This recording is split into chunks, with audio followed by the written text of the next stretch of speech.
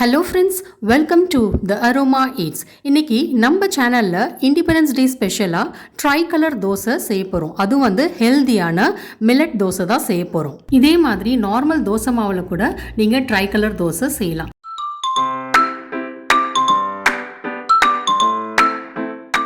இந்த ஹெல்தியான tricolour millet dosa எப்படி செய்யலான்னு பார்க்கறதுக்கு முன்னாடி நம்ம சேனலுக்கு இப்போ தான் ஃபஸ்ட் டைம் வரீங்க அப்படின்னா கண்டிப்பாக வந்து சப்ஸ்கிரைப் பண்ணுங்கள். நோட்டிஃபிகேஷனுக்கு பெல் ஐக்கானையும் கிளிக் பண்ணிக்கோங்க.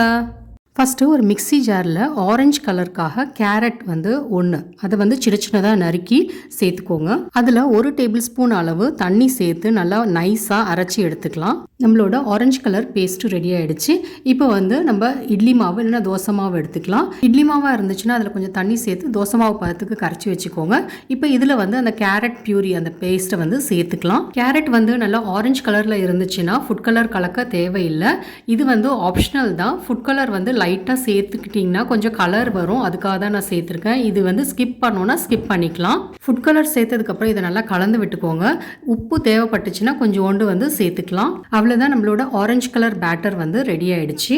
அடுத்து க்ரீன் கலருக்கு புதினா சட்னி இல்லை வந்து கொத்தமல்லி சட்னி எடுத்துக்கலாம். இந்த க்ரீன் சட்னியை வந்து தோசை மாவில் நல்லா கலந்து விட்டுக்கோங்க. இது வந்து ஒரு 4-5 டேபிள் ஸ்பூன் சேர்த்தா போதும். தேவைப்பட்டுச்சுன்னா இதில் வந்து க்ரீன் ஃபுட் கலர் சேர்த்து நல்லா மிக்ஸ் பண்ணிக்கோங்க. கொஞ்சோண்டு வந்து உப்பு சேர்த்துக்கலாம். அவ்வளோதான், க்ரீன் கலரும் ரெடி ஆகிடுச்சு. இப்போ 3 கலர் வந்து பேட்டர் ரெடியாக இருக்குது. இப்போ தோசைக்கல்லை சூடு பண்ணி அதில் எண்ணெய் கொஞ்சோண்டு அப்ளை பண்ணிடலாம். இந்த மாதிரி தேய்ச்சி விட்டிங்கன்னா எல்லா இடத்துலையும் ஈவனாக ஸ்ப்ரெட் ஆகிடும். இப்போ ஃபஸ்ட்டு வந்து ஆரஞ்சு கலர் பேட்டர் இருக்குல்ல, அது வந்து ஒரு 2 கரண்டி ஊற்றிக்கோங்க. லைட்டாக வந்து சர்க்கிள் ஷேப்பில் வந்து ஸ்ப்ரெட் பண்ணி விட்டுக்கோங்க. அடுத்து வந்து ஒயிட் கலர் மாவு வந்து ஒரு 2 கரண்டி ஊற்றுங்க. இது வந்து கொஞ்சம் தண்ணியாக இருந்தால் தான் வந்து தேய்க்கிறதுக்கு நல்லாயிருக்கும். ஃப்ளேம் வந்து லோலியே இருக்கட்டும், இல்லைனா வந்து நம்ம கொஞ்சம் கொஞ்சமாக ஊற்றுறதுக்கு வந்து தோசை வந்து காந்தி போயிடும், நம்மளுக்கு கலர் கிடைக்காது.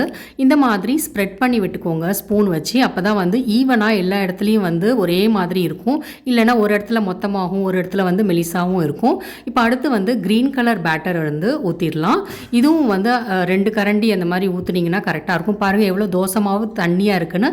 இந்த மாதிரி ஊற்றுனா தான் வந்து மொத்தமாக இல்லாமல் இருக்கும். இப்போ இதையும் வந்து இந்த மாதிரி ஸ்பூனை வச்சு இந்த மாதிரி ஸ்ப்ரெட் பண்ணி விட்டுக்கோங்க. பாருங்கள், பார்க்கவே வந்து தோசை எவ்வளோ சூப்பராக இருக்குன்னு, கலரும் ரொம்ப நல்லா வந்திருக்கு. இப்போ இதுக்கு மேலே வந்து கொஞ்சம் ஆயில் ஊற்றிக்கோங்க. இப்போ தோசையை வந்து திருப்பி போட்டுடலாம். ஃப்ளேம் வந்து லோலியே இருக்கட்டும், அப்போ தான் வந்து நம்மளுக்கு கலர் கிடைக்கும். திருப்பி போட்டதுக்கப்புறம் பார்த்தீங்கன்னா கலர் வந்து பேக் சைடில் உள்ள கலர் வந்து கொஞ்சம் சேஞ்ச் ஆகிருக்கும். அது பரவாயில்ல. நம்மளுக்கு மேலே உள்ள கலர் வந்து எவ்வளோ சூப்பராக வந்திருக்கு பாருங்கள். ஆரஞ்ச், ஒயிட், க்ரீன் கலரில் எவ்வளோ சூப்பராக வந்திருக்குன்னு. இது கூட தேங்காய் சட்னி, சாம்பார் இதெல்லாம் வச்சு சர்வ் பண்ணுங்கள். இந்த இண்டிபெண்டன்ஸ் டேக்கு உங்கள் வீட்லேயும் நீங்கள் இந்த ட்ரைகலர் தோசையை வந்து ட்ரை பண்ணிவிட்டு எப்படி வந்துச்சுன்னு கமெண்ட் பண்ணுங்கள். இந்த ரெசிபி உங்களுக்கு பிடிச்சிருந்துச்சுன்னா கண்டிப்பாக லைக் பண்ணுங்கள். உங்கள் ஃப்ரெண்ட்ஸ் அண்ட் ஃபேமிலியோட கண்டிப்பாக ஷேர் பண்ணுங்கள். என்னோட சேனலை இது வரைக்கும் சப்ஸ்கிரைப் பண்ணலன்னா சப்ஸ்கிரைப் பண்ணிக்கோங்க. நோட்டிஃபிகேஷனுக்கு பெல் ஐக்கானையும் கிளிக் பண்ணிக்கோங்க. தேங்க்யூ.